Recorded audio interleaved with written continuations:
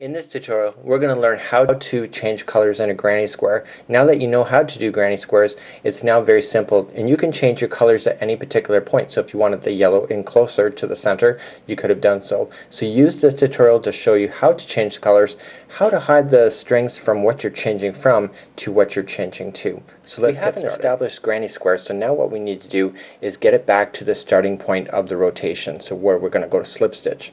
Hi there, my name is Michael Selleck and I am the creator of Mikey's Mail.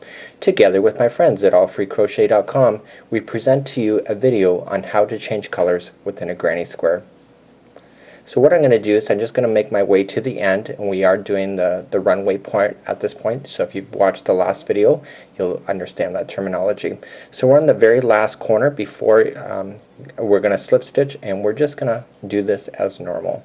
So we're just going to finish off with our 3. And then of course in order to do a corner we have to chain 2, but because this is the starting and the ending of this line, we want to chain 2 and then slip stitch. So going into the top of the first chain, we're just going to slip in, pull through and through. So now we need to finish this color because this is what the purpose of this video is. And what I always do is just turn my hand over and get your nifty scissors and just cut just like so and pull this out. And now pull tight. And now I don't tie any knots here, that's why you don't see any knots on here. So what I do is I stick my needle into the center, or sorry, into the corner piece itself, and then pull through, and then throw it back over the top and stick it in again. I always do that twice. So now it's sticking out towards you. So now go into the very first stitch going backwards. So if we went this way when we crocheted, let's go backwards, going into the top, and let's just grab that string and pull it through. And now it's on the other side, going into the very next one on the chain, working its way toward the crochet hook side. So what I do is I do that twice, and then I go into the next gap available, and then I throw it over twice again. So just grab it around, throw it over, so that's 1, and then 2, and then what I do again, just 2 more times, just into the actual next stitch available, and going on the other side, going through. That's called the weaving technique. I then pull it nice and so everybody's going to be knowing where to go, and what I just do at this point is I just trim the string.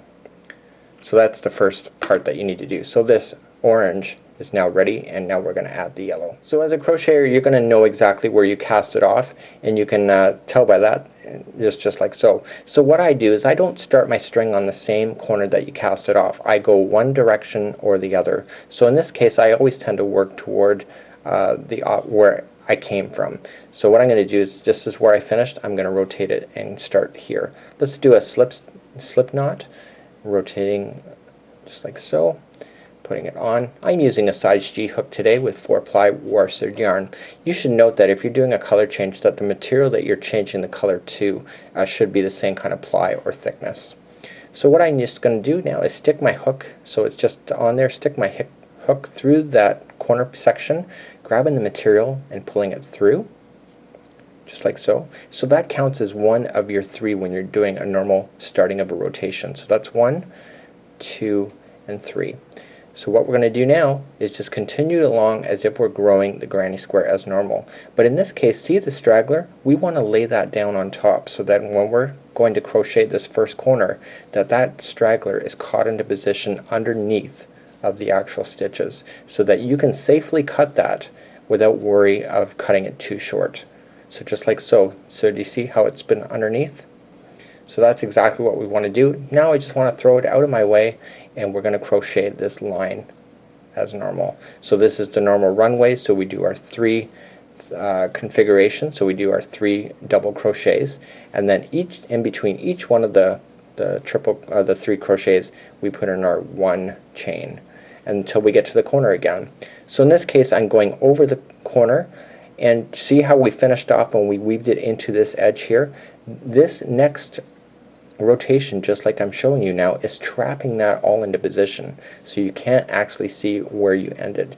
And that's the beauty thing about it, is that it won't catch your attention. So time is fast forward, and we're now coming to the end of this rotation. So if you want to change your colors within every rotation, you're more than welcome to do so. I do get email about people wanting to carry the yarn up and over to different sections of their rotations, but I don't know of any good way to hide the yarn to do so. So this actually takes more of the time to change your colors, but it actually looks a lot better too. So we're going to just finish off, and we'll just do our 3 double crochets right into the corner.